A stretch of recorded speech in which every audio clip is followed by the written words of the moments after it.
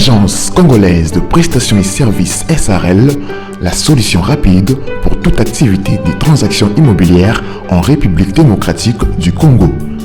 Vente, achat, gestion, estimation, mise en location des biens meubles et immeubles. Contactez-nous au +243 85 27 79 630. Vous avez une parcelle à vendre, un terrain. Oji mamacita, tu te de qui de moi de nous pour t'acheter des massa.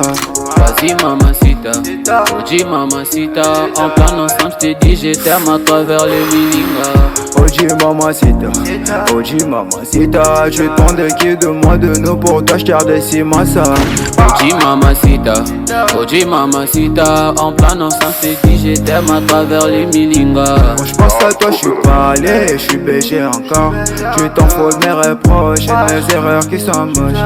La bonne j'arrange mes souvenirs dans la rage, je deviens rage quand je suis dans le Mbote libota nanga mbote na bino. Donc awa toza na boulevard Lumumba auto mon en face wana eza cadastre ya Maluku mais ezala na commune ya Nzele. Donc boyebi ndenge Kinshasa ezalaka mais ato na commune ya Maluku na commune ya Nzele na arrêt BAT to kalsa to zo moto to ketala lupango to kozwa lelo. Merci. Voilà donc wana tozi moto à partir ya BAT. Donc na arrêt na boulevard Lumumba on a liboso cadastre et na arrêt BAT. Donc BAT wana nde tozi moto ekotisi biso ti na avenue poto talasko lupango auto ekotala. Donc lupango eza na emplacement ya bien. Eza na avenue mo vraiment ya très munene o eza que nde bauta ko asphalter terre jaune. Donc cette fois-ci bazo travailler sur entrée où il y a BAT.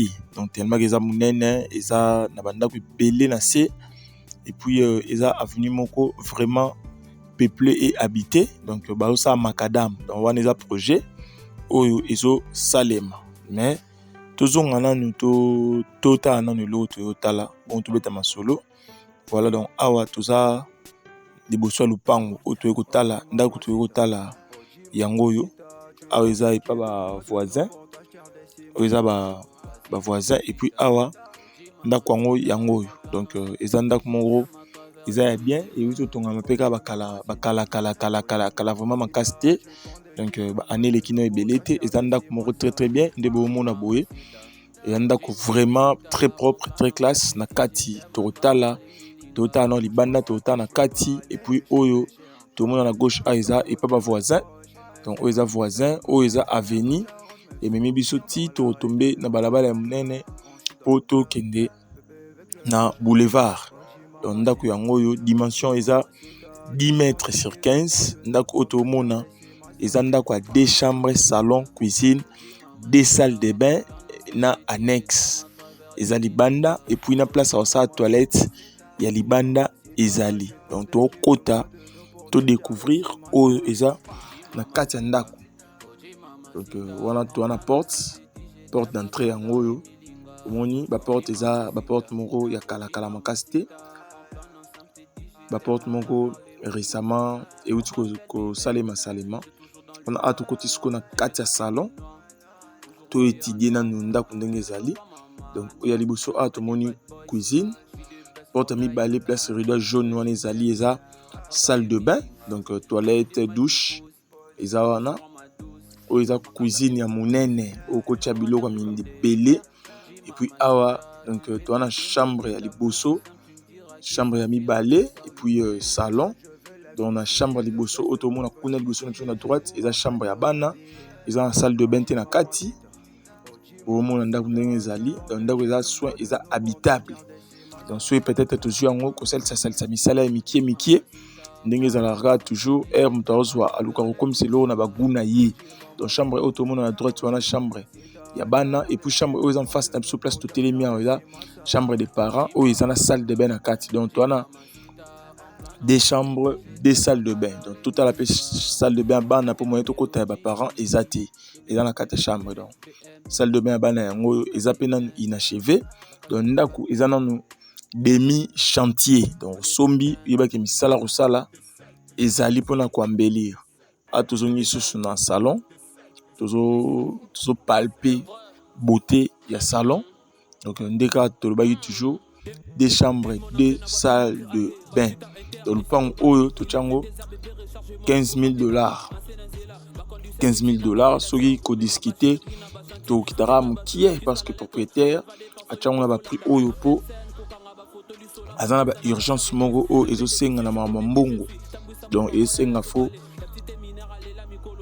et le pango tekama pour asala mama na ye. Donc ma ezali omoni oza citerne d'eau, donc réserve d'eau pour na misala au moins pe ma ndenge erobima. Voilà omoni le pango ndako eza na courant, donc courant ezali ma yango na bomoni. Et puis awa eza espace na ciment, place ba fosse septique ezali.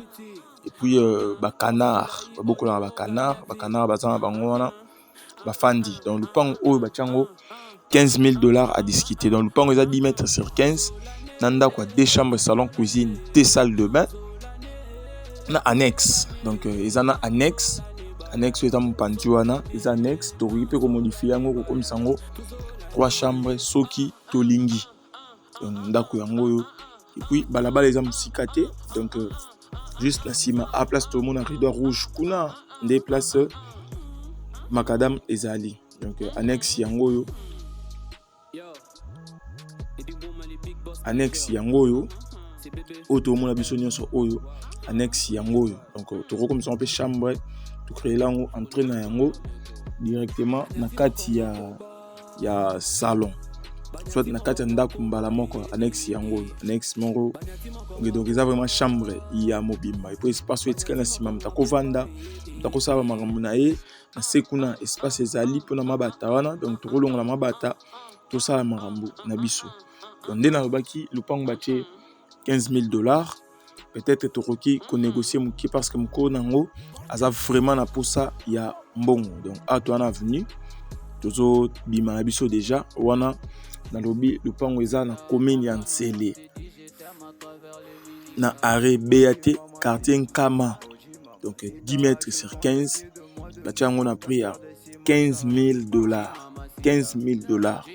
Donc na quoi vous a intéressé kobenga kozwa visite, kozwa rendez-vous pour la visite et puis kokende ko visiter yango. Donc na herbe de tinda bandeko ba kotala faut toujours ko yebisa bango ke babenga avant pour ba kotala mapango pour éviter ba yete tout ça et ça la bien té. Donc bon mon quartier eza en pleine construction et puis na prix oyo tout yango na 15,000. Donc eza prix moko je crois que le pango botali ezo mérité.